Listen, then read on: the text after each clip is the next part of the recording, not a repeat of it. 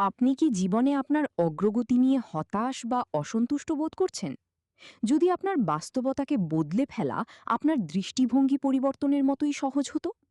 বুক লিস্টনে আপনাকে স্বাগতম, যেখানে আমরা চমৎকার সব বই নিয়ে আলোচনা করি এবং সেগুলোর সারমর্ম সরাসরি আপনার কাছে পৌঁছে দিই। আজ আমরা জেফ কেলারের লেখা অ্যাটিটিউড ইজ এভরিথিং বইটি নিয়ে আলোচনা করছি, যা আপনার চিন্তাধারা এবং কাজকে আরও উন্নত করার প্রতিশ্রুতি দেয়। এই সারাংশটি কেবল একটি ওভারভিউ নয়, এটি জীবন পরিবর্তনকারী অন্তর্দৃষ্টির একটি প্রবেশদ্বার।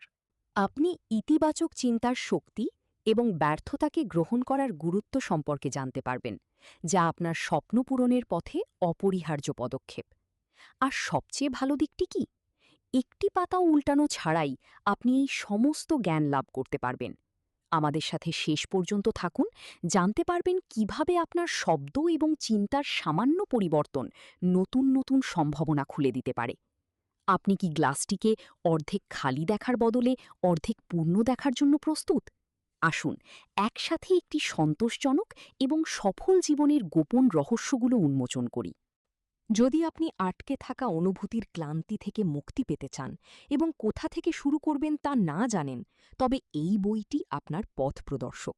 যারা নেতিবাচকতায় ডুবে আছেন তাদের জন্য এটি অত্যন্ত গুরুত্বপূর্ণ, কারণ এটি ইতিবাচক দৃষ্টিভঙ্গি গড়ে তোলার কৌশল শেখায় এবং সাফল্যের সুযোগ করে দেয়। শিখুন কিভাবে আপনার চিন্তাকে আপনার বাস্তবতা গড়ার কাজে লাগাবেন, সঠিক শব্দ বেছে নেওয়ার শিল্প আবিষ্কার করুন এবং কাজ করার শক্তি সম্পর্কে জানুন। আপনি কি জ্ঞানের সেই জগতে ডুব দিতে প্রস্তুত, যা আপনাকে বড় হতে এবং সাফল্যের নতুন উচ্চতায় পৌঁছতে সাহায্য করবে? চলুন শুরু করি। চ্যাপ্টার 1। সাফল্য শুরু হয় মন থেকে। আপনার দৃষ্টিভঙ্গিই হল পৃথিবীর দিকে তাকানোর জানালা। দৃষ্টিভঙ্গি হল সেই লেন্স যার মাধ্যমে আপনি পৃথিবীকে দেখেন।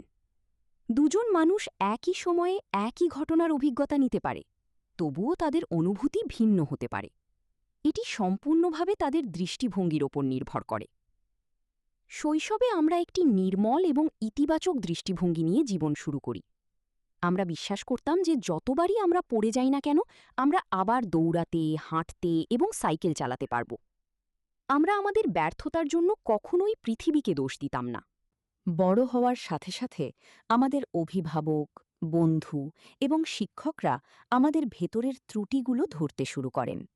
এটি কুয়াশার মতো আমাদের চিন্তাকে আচ্ছন্ন করতে শুরু করে, আমাদের দৃষ্টিভঙ্গিকে ঘোলাটে করে দেয়, যাতে আমরা আর শৈশবের সেই নির্দোষ দৃষ্টিতে পৃথিবীকে দেখতে না পারি। আমাদের অতীতের অভিজ্ঞতার কারণে এই ইতিবাচকতা ঢাকা পড়ে যায়। বাহ্যিক কারণ বা অন্য ব্যক্তি আপনাকে সাময়িকভাবে অনুপ্রাণিত করতে পারে, কিন্তু দীর্ঘমেয়াদে এটি ধরে রাখতে হলে তা ভেতর থেকে আসতে হবে। আপনি হয়তো ভাবছেন যে আপনার দৃষ্টিভঙ্গি পরিবর্তন করার ক্ষমতা নেই, তাই না? কিন্তু আপনি ভুল ভাবছেন, কারণ ইতিহাস প্রমাণ করেছে যে যারা আপনার আগে চেষ্টা করেছে তারা সফল হয়েছে। চলুন একটি গল্প শুনি, যা প্রমাণ করবে যে দৃষ্টিভঙ্গি পরিবর্তন করা সবার পক্ষেই সম্ভব। ভিক্টর ফ্র্যাঙ্কল নাৎসি ডেথ ক্যাম্পের একজন বন্দী ছিলেন। তিনি প্রতিদিন ক্ষুধা ও শীতের মুখোমুখি হতেন। সেখানে অমানবিক অভিজ্ঞতার কারণে তিনি অগণিত যন্ত্রণা সহ্য করেছেন। তার পুরো পরিবার হয় ক্যাম্পে না হয় গ্যাস চেম্বারে মারা গিয়েছিল, যা তার দুঃখকে বহু গুণ বাড়িয়ে দিয়েছিল। তার জীবন কেবল শোকের সমার্থক হয়ে দাঁড়িয়েছিল। আপনি যদি গভীরভাবে চিন্তা করেন, তবে তার জীবনে এমন কিছু ছিল না যা তাকে আশা দিতে পারে বা বেঁচে থাকার কারণ হতে পারে। তিনি জীবন্ত নরকে বাস করছিলেন। তার জায়গায় অন্য কেউ থাকলে হয়তো সব আশা হারিয়ে ফেলত, কিন্তু তিনি কখনো হাল ছাড়েননি। তিনি বিশ্বাস করতেন যে আমাদের দৃষ্টিভঙ্গি সবকিছু নির্ধারণ করে। তিনি বিশ্বাস করতেন যদি অন্য সবকিছু জোরপূর্বক কেড়ে নেওয়া হয়, তবুও যদি তিনি একটি জিনিস ধরে রাখতে পারেন, অর্থাৎ পছন্দ করার ক্ষমতা, তবে তিনি টিকে থাকতে পারবেন। পছন্দের ক্ষমতাই হল আমাদের দৃষ্টিভঙ্গি।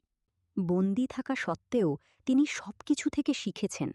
সবচেয়ে গুরুত্বপূর্ণ শিক্ষাটি তিনি শিখেছিলেন তা হল, আপনার পরিস্থিতি কী তা বড় কথা নয়, বড় কথা হল আপনি সেটিকে কিভাবে দেখেন। বন্দী থাকা সহজ নয়। বন্দীদের সাথে খুব কঠোর আচরণ করা হয়।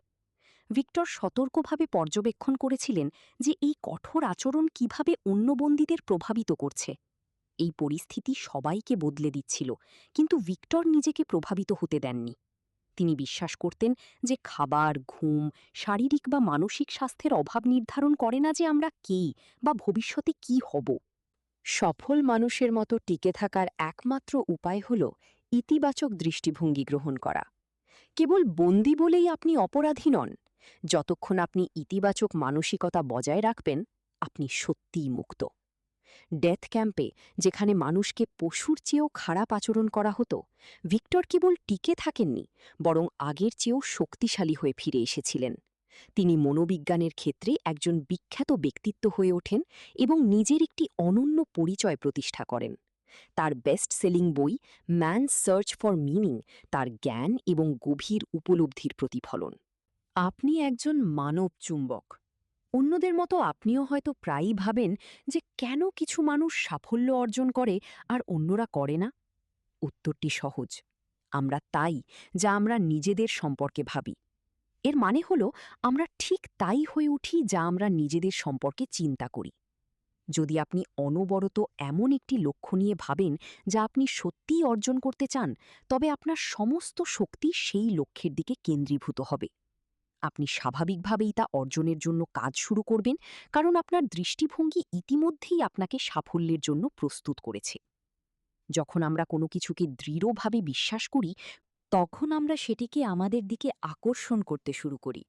যখন আমরা সত্যিই বিশ্বাস করি যে আমরা যে কোনো কিছু অর্জন করতে পারি এবং এই চিন্তাটি আমাদের মস্তিষ্কে গেঁথে যায়, তখন আমরা সত্যিই তা অর্জন করি। যদি আপনার লক্ষ্য হয় ইতিবাচক দৃষ্টিভঙ্গি গড়ে তোলা, তবে আপনাকে কেবল কয়েক সেকেন্ডের জন্য নয়, সারা দিন এটি নিয়ে ভাবতে হবে। এই বইটির লেখক জেফ কেলার তার নিজের গল্প শেয়ার করেছেন যে কিভাবে তিনি রিয়েল এস্টেট মালিক হয়েছিলেন। তার স্বপ্ন শুরু হয়েছিল যখন তিনি দেখেছিলেন তার শহরের মানুষ একের পর এক সম্পত্তিতে বিনিয়োগ করছে এবং প্রচুর মুনাফা অর্জন করছে। হ্যাঁ, রিয়েল এস্টেট মালিকদের অনেক অসুবিধার সম্মুখীন হতে হয়, কিন্তু তারা অনেক লাভও করে। জেফ তাদের একজন হতে চেয়েছিলেন। এই স্বপ্নটি সবসময় তার মাথায় ছিল। তবে তিনি প্রথম পদক্ষেপ নিতে পারছিলেন না, কারণ তিনি ব্যর্থ হতে ভয় পাচ্ছিলেন। তিনি প্রতিটি সম্ভাব্য বাধা নিয়ে ভাবছিলেন। তিনি ভাড়াটিয়াদের সমস্যা, ভাড়ার ঝামেলা এবং আরও অনেক সমস্যা নিয়ে চিন্তিত ছিলেন। তিনি নেতিবাচক দৃষ্টিভঙ্গি নিয়ে তার লক্ষ্য নিয়ে ভাবছিলেন। কিন্তু যখন জেফ দৃষ্টিভঙ্গির শক্তি নিয়ে বই পড়া শুরু করলেন, তখন তার মানসিকতা বদলে গেল। ১৯৮৬ সালে তিনি সিদ্ধান্ত নিলেন যে ওই বছর তিনি ২টি সম্পত্তিতে বিনিয়োগ করবেন। তিনি আর ভয় পাচ্ছিলেন না। তিনি ইতিবাচক দৃষ্টিভঙ্গি নিয়ে তার স্বপ্নের দিকে এগিয়ে যাচ্ছিলেন। ৬ মাস ধরে তিনি বারবার ওই বছর ২টি বাড়ি কেনার কথা ভেবেছিলেন। প্রতি সন্ধ্যায় তিনি বাড়ি খোঁজার জন্য রিয়েল এস্টেট এজেন্টদের সাথে দেখা করতেন। তিনি তাড়াহুড়ো করেননি। তিনি ধৈর্য ধরে এগিয়ে গেছেন এবং নিজের স্বপ্নকে সত্যি করার জন্য পদক্ষেপ নিয়েছেন। এবং তার ইচ্ছা অনুযায়ী বছর শেষ হওয়ার আগেই তিনি ২টি সম্পত্তি কিনে ফেলেছিলেন। এটি সম্ভব হতো না যদি তার দৃষ্টিভঙ্গি পরিবর্তিত না হতো। চিন্তার দৃষ্টিভঙ্গি পরিবর্তনের মাধ্যমে আজ তিনি একজন সফল রিয়েল এস্টেট মালিক। তিনি সত্যিই তার স্বপ্নকে সত্যি করেছেন। সফলতার পথে নিজের চিত্র কল্পনা করুন। আপনার লক্ষ্য অর্জনের জন্য আপনার মনে গন্তব্যের একটি পরিষ্কার ছবি থাকতে হবে। অনেক বিখ্যাত গায়ক এবং ক্রীড়াবিদ বলেন যে তারা শৈশব থেকেই তাদের সাফল্যের কথা কল্পনা করে আসছেন। আমাদের মস্তিষ্কে চলমান এই ছবিগুলো একটি মুভি তৈরি করে, যা আমাদের অতীত সম্পর্কে অনেক কিছু প্রকাশ করতে পারে।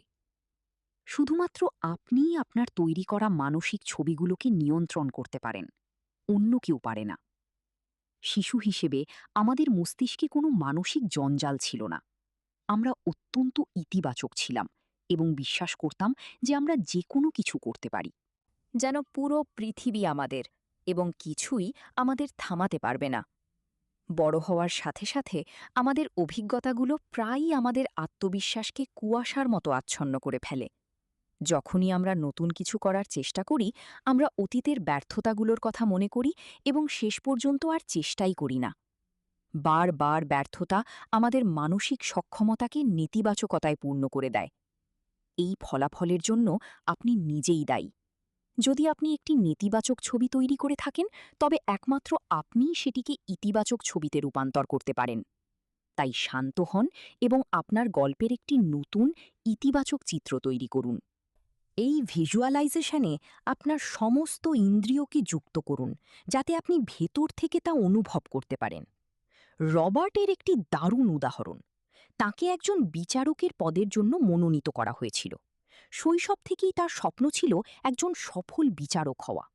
যখন তিনি মনোনীত হলেন, তখন তিনি খুব খুশি এবং অবিশ্বাস্য রকম নার্ভাস বোধ করছিলেন, এবং তিনি খেয়াল করলেন যে দিন দিন তার নার্ভাসনেস বাড়ছে।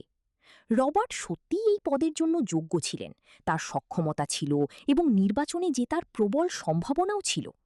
যেহেতু জেফ তার বন্ধু ছিলেন, তাই তিনি রবার্টকে জীবন পরিবর্তনকারী একটি পরামর্শ দিয়েছিলেন।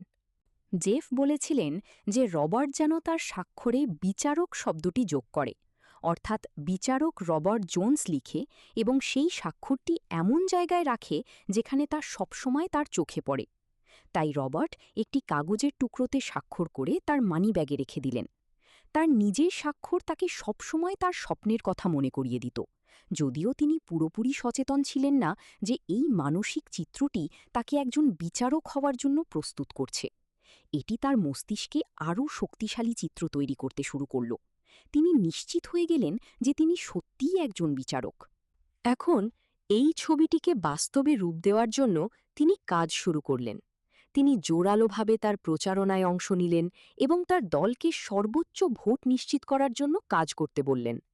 রবার্ট ইতিমধ্যেই একজন শক্তিশালী ব্যক্তিত্ব ছিলেন, যার জেতার ভালো সম্ভাবনা ছিল, কিন্তু এই চিত্রগুলো তাকে আরও শক্তিশালী করে তুলল। একবার যখন এই ছবিগুলো একটি ইতিবাচক দৃষ্টিভঙ্গিতে রূপান্তরিত হয়, তখন জীবনে আপনি যা চান তা তৈরি করা থেকে আপনাকে কেউ থামাতে পারবে না। একটি প্রতিশ্রুতিবদ্ধ হন এবং আপনি পাহাড় সরিয়ে ফেলবেন। প্রতিশ্রুতি ছাড়া যে কোনো লক্ষ্য অর্জন অসম্ভব। এটি আমাদের অর্জনের সবচেয়ে গুরুত্বপূর্ণ অংশ। সত্যিকারের প্রতিশ্রুতির অর্থ হল আপনার লক্ষ্য অর্জনের জন্য যা কিছু করা প্রয়োজন তা করার ইচ্ছা রাখা। এই প্রতিশ্রুতি জাদুর চেয়ে কম নয়। যখন আপনি আপনার স্বপ্নের দিকে মনোনিবেশ করতে শুরু করবেন, তখন আপনি খেয়াল করবেন যে সেই স্বপ্নে পৌঁছনোর নতুন পথগুলো খুলতে শুরু করেছে। এই পথগুলো সবসময়ই ছিল, কিন্তু যখন আপনি কোনো কিছুর প্রতি প্রতিশ্রুতিবদ্ধ হন, তখন আপনি সেটিকে আকর্ষণ করতে শুরু করেন। তবে কেবল প্রতিশ্রুতি সবকিছু নয়। জীবন আপনার পথে অনেক বাধা রেখে আপনাকে পরীক্ষা করবে। আপনাকে ধৈর্য এবং অবিচল দৃষ্টিভঙ্গি বজায় রাখতে হবে। প্রতিশ্রুতি কেবল পদক্ষেপ নেওয়া নয়, এটি সময় যতই লাগুক না কেন অটল দাঁড়িয়ে থাকার নাম। ১৯৯৯ সালে জেরি গ্ল্যাডস্টোন খেলনা বিক্রির ধারণা নিয়ে তার কোম্পানি শুরু করেছিলেন। ১ বছর পর তিনি শুধুমাত্র অ্যানিমেশন আর্ট বিক্রির ওপর মনোযোগ দেওয়ার সিদ্ধান্ত নেন। জেরি বিভিন্ন স্টুডিও থেকে অ্যানিমেশন আর্ট বিক্রি করছিলেন, কিন্তু তার কোম্পানির ফলাফলে সন্তুষ্ট ছিলেন না। তিনি জানতেন যে যদি তিনি বড় সাফল্য চান, তবে তাকে ডিজনি আর্ট বিক্রির ওপর মনোযোগ দিতে হবে। তাই তিনি ডিজনির সাথে যোগাযোগ করেন, কিন্তু তারা তার প্রস্তাব প্রত্যাখ্যান করে। জেরি হাল ছাড়েননি। তিনি ৩ বছর ধরে ডিজনিকে ক্রমাগত অংশীদারিত্বের প্রস্তাব দিতে থাকেন। একদিন ডিজনি টিমের একজন সদস্য তার ক্রমাগত ফোন কলগুলোর কারণে এত বিরক্ত হলেন যে তিনি একটি ভয়েসমেইল রেখে দিলেন যে জেরি ডিজনির সাথে কখনো কোনো চুক্তি পাবে না। আপনি কি মনে করেন, জেরি কি হাল ছেড়ে দিয়েছিলেন? একদমই না। তিনি আরও ঘন ঘন কল করা শুরু করলেন। ডিজনির লোকেরা তার জেদ দেখে এতই বিরক্ত হয়েছিল যে তারা শেষ পর্যন্ত তাকে একটি চুক্তি প্রস্তাব করল। তবে একটি শর্ত ছিল, জেরি কেবল তখনই ডিজনি আর্ট বিক্রি করতে পারবে যদি সে মিনেসোটা বা ম্যাসাচুসেটসে একটি দোকান খোলে। জেরি নিউ ইয়র্কে থাকতেন এবং তার শহরকে খুব ভালোবাসতেন। অনিচ্ছা সত্ত্বেও ঠিক পরের দিনই তিনি বোস্টন, ম্যাসাচুসেটসের উদ্দেশ্যে রওনা হলেন। সেখানে তিনি একটি জায়গা খুঁজে পেলেন এবং আবার ডিজনিকে কল করলেন। যখন টিম তার প্রতিশ্রুতি দেখল, তারা মুগ্ধ হল এবং তাকে ডিজনি প্রোগ্রামে যোগ দেওয়ার আমন্ত্রণ জানাল। ১ বছর পর তাকে নিউ ইয়র্কেও একটি দোকান খোলার অনুমতি দেওয়া হয় এবং ১০ বছর পর জেরি বিশ্বের অন্যতম বৃহত্তম অ্যানিমেশন আর্ট বিক্রেতা হয়ে ওঠেন। চ্যাপ্টার 2, আপনার শব্দের দিকে নজর রাখুন। আপনার শব্দ একটি পথ তৈরি করে। আপনি হয়তো ভাবতে পারেন যে শব্দ বা বাক্যাংশ নির্বাচন করা এত গুরুত্বপূর্ণ কেন? আপনার জানা উচিত যে আপনার শব্দ আপনার ভবিষ্যৎ গড়তে বা ভাঙতে পারে। শব্দ আপনার দৃষ্টিভঙ্গিকে শক্তিশালী করে। যদি আপনার শব্দ ইতিবাচক হয়, তবে আপনার দৃষ্টিভঙ্গিও নিঃসন্দেহে ইতিবাচক হবে। তাই আমাদের শব্দ সাবধানে বেছে নিতে হবে। এই প্রক্রিয়াটি শুরু হয় একটি চিন্তা থেকে। তারপর এটি একটি শব্দে পরিণত হয়, এরপর বিশ্বাস, কাজ এবং অবশেষে ফলাফল আমাদের সামনে উপস্থিত হয়। একবার আপনি আপনার মস্তিষ্কে একটি ইতিবাচক ছবি তৈরি করলে, আপনার লক্ষ্যের দিকে এগিয়ে যাওয়ার জন্য ইতিবাচক ভাষা ব্যবহার করা শুরু করুন। আপনি অন্যদের সাথে আপনার স্বপ্ন শেয়ার করতে পারেন, তবে সতর্ক থাকতে হবে। আপনার ইতিবাচক চিন্তাগুলো কেবল তাদের সাথেই শেয়ার করুন যারা নিজেরাও খুব ইতিবাচক। এই ধরনের মানুষেরা আপনাকে আরও এগিয়ে যেতে সাহায্য করতে পারে। এমনকি যখন আপনার দায়বদ্ধ থাকার প্রয়োজন হয়, তারা আপনার পাশে থাকতে পারে। কেন্ট ক্যালাহানের গল্পটি খুবই অনুপ্রেরণাদায়ক। কেন্ট নাসাতে একজন বিজ্ঞানী ছিলেন এবং সার্চ ফর এক্সট্রাটেরেস্ট্রিয়াল ইন্টেলিজেন্স মহাজাগতিক বুদ্ধিমান প্রাণীর সন্ধান প্রকল্পের প্রধান ছিলেন। কেন্ট পদার্থবিজ্ঞানের ডক্টরেট ডিগ্রি অর্জন করেছিলেন। তিনি এমন একটি সফটওয়্যার তৈরির চেষ্টা করছিলেন যা মহাবিশ্বে অন্যান্য জীবিত প্রাণীদের শনাক্ত করতে পারে। এই চিন্তাটি প্রায় অসম্ভব মনে হচ্ছিল, তবুও তিনি তার লক্ষ্য অর্জনের জন্য কঠোর পরিশ্রম করছিলেন। সমস্যাটি কেবল এই নয় যে ধারণাটি অবিশ্বাস্য রকম চ্যালেঞ্জিং ছিল, বরং তার শারীরিক অবস্থাও তার অগ্রগতিতে বাধা সৃষ্টি করছিল। যাই হোক, তিনি তার সমস্যাকে ছোট এবং তুচ্ছ মনে করতেন। তিনি বিশ্বাস করতেন যে তার শরীর তার কাজে মোটেও বাধা দেয় না। আপনি জেনে অবাক হবেন যে কেন্ট যে ছোট সমস্যাটির কথা উল্লেখ করেছিলেন তা ছিল তার অন্ধত্ব। কেন্ট অন্ধ ছিলেন।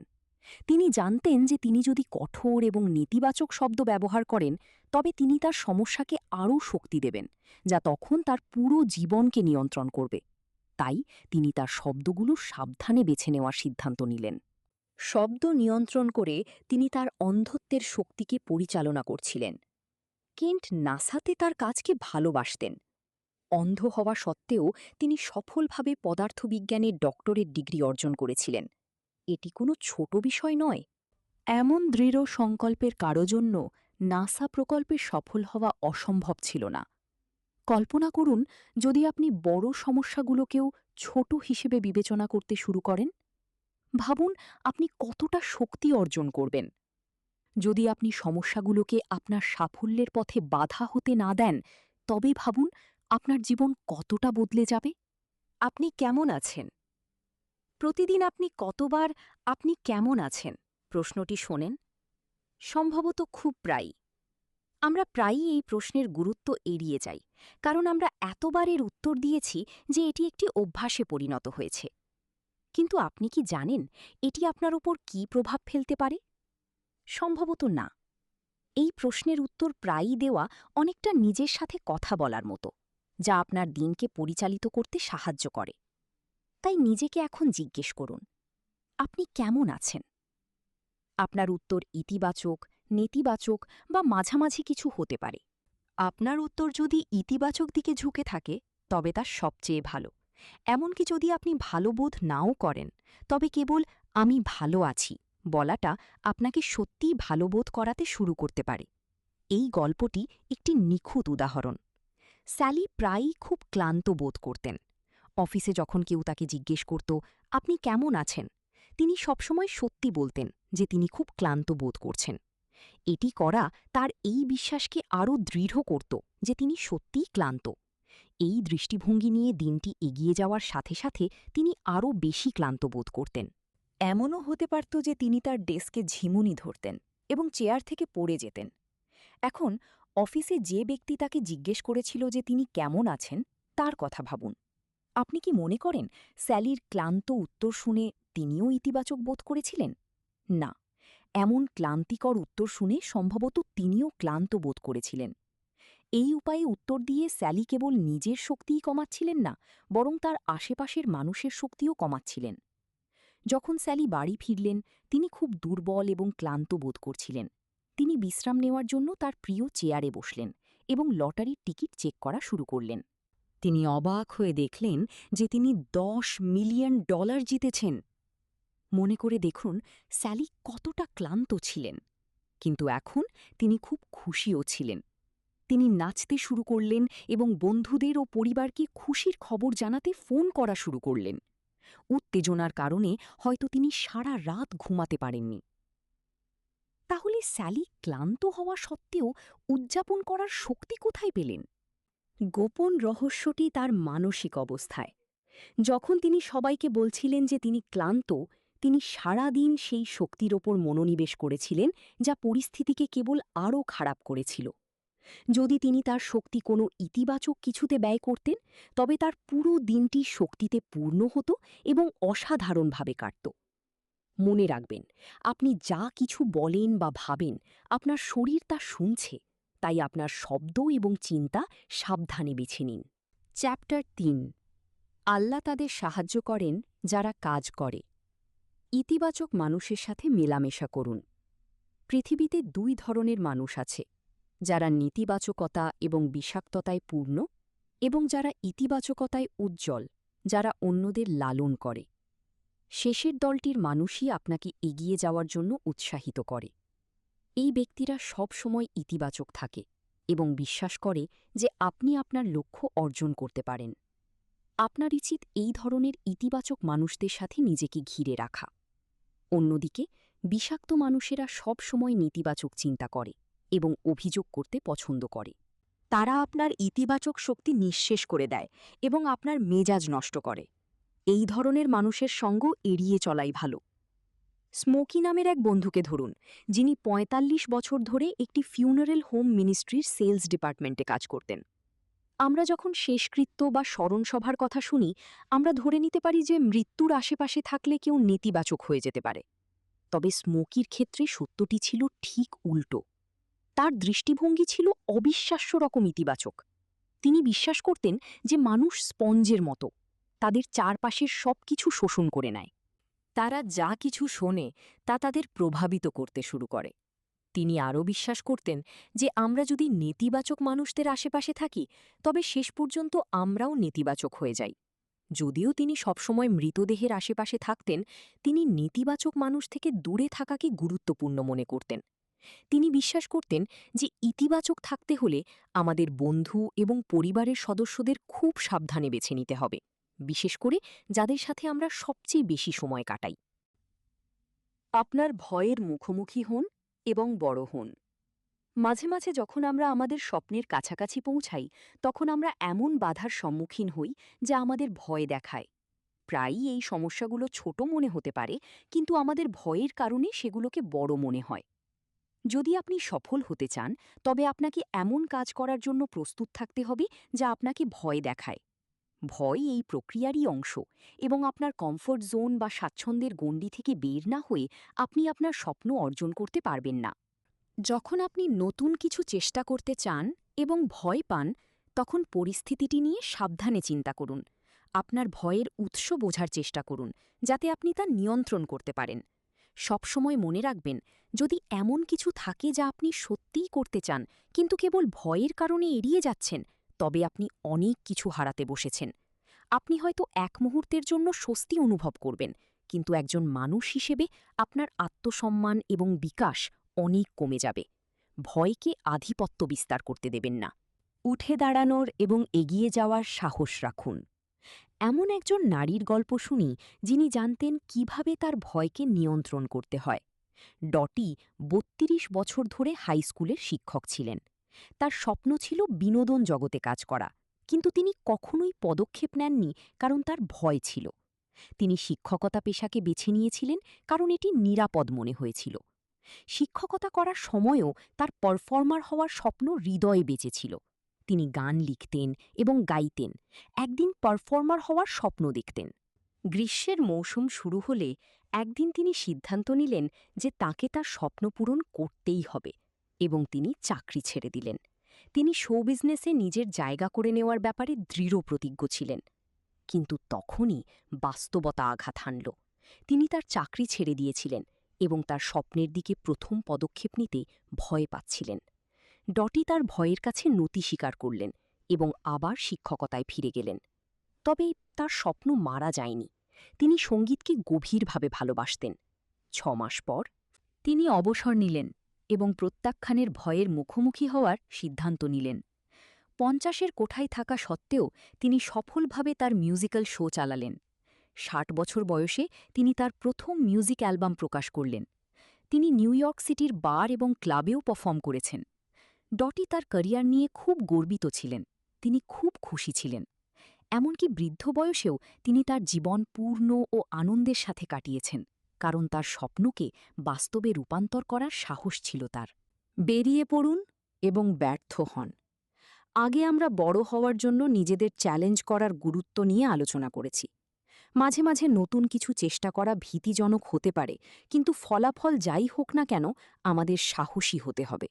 হ্যাঁ, আমরা ব্যর্থ হব, যেমনটা আমাদের আগে যারা চেষ্টা করেছেন তাদের প্রায় সবাই হয়েছেন। কিন্তু এর মানে এই নয় যে আমাদের চেষ্টা করা উচিত নয় বা এগিয়ে যাওয়া বন্ধ করা উচিত। যদি এমন কোনো স্বপ্ন থাকে যা আমরা সত্যিই অর্জন করতে চাই, তবে আমাদের একবার, দুবার, এমনকি শতবার চেষ্টা করতে হবে, যতক্ষণ না আমরা সফল হই। জ্যাক এবং মার্কের গল্প থেকে শিখি। তারা যৌথভাবে একটি বই লিখেছিলেন এবং এটি প্রকাশ করতে চেয়েছিলেন 3 মাসের মধ্যে পুরো প্রক্রিয়াটি সম্পন্ন করার লক্ষ্য নিয়ে। তারা বইটি একজন প্রকাশকের কাছে পাঠিয়েছিলেন, যিনি এটি প্রত্যাখ্যান করেছিলেন।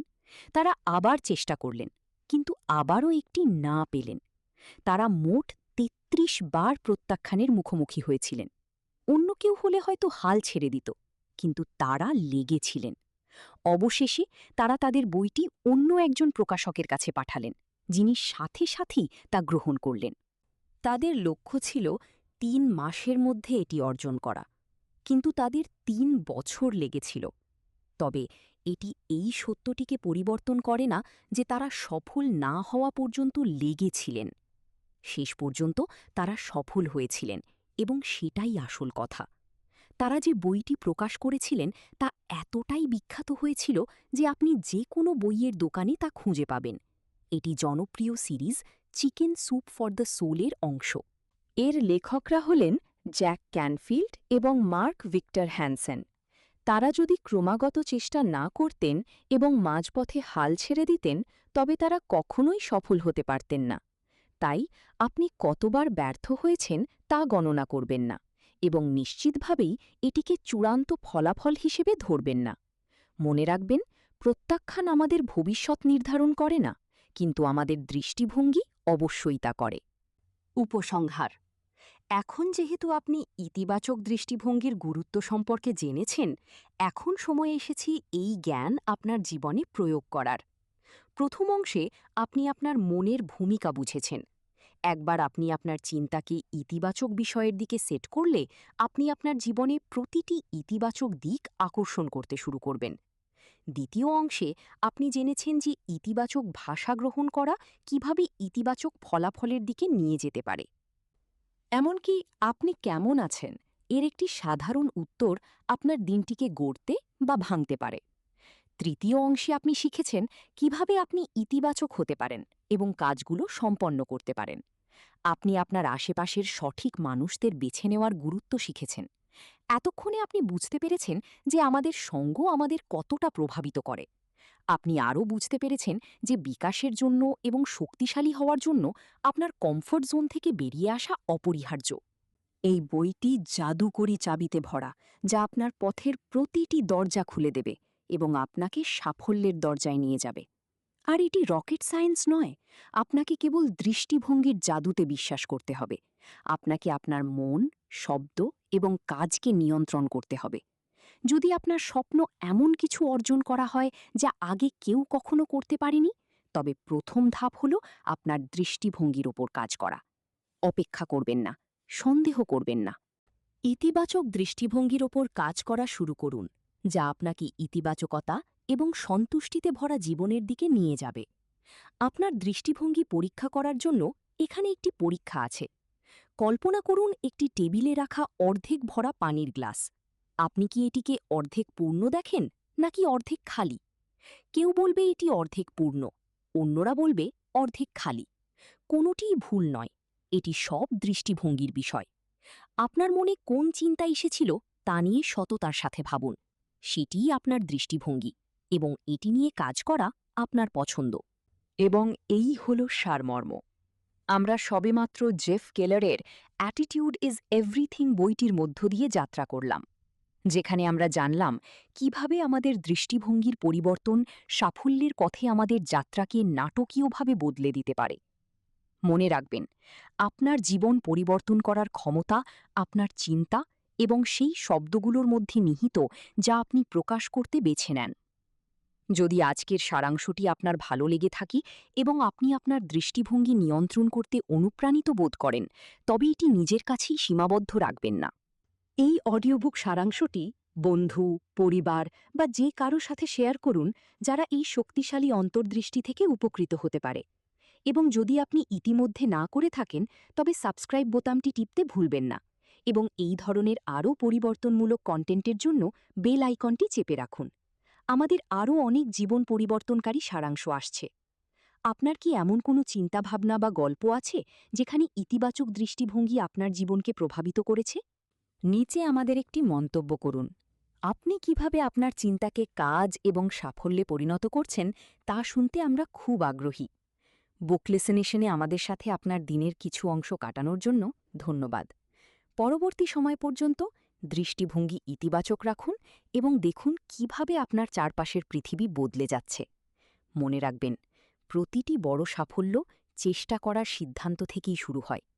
আপনার দৃষ্টিভঙ্গিকে সাফল্যের চাবিকাঠি করে তুলুন।